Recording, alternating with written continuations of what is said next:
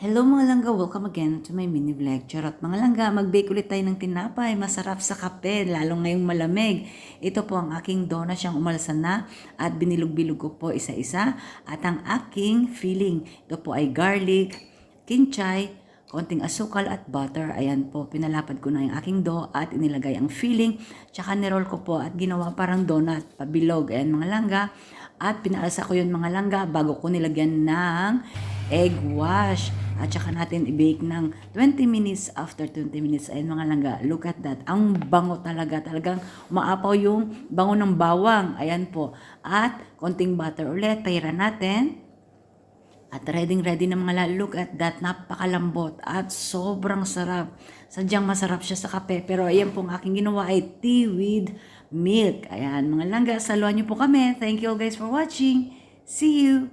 Bye.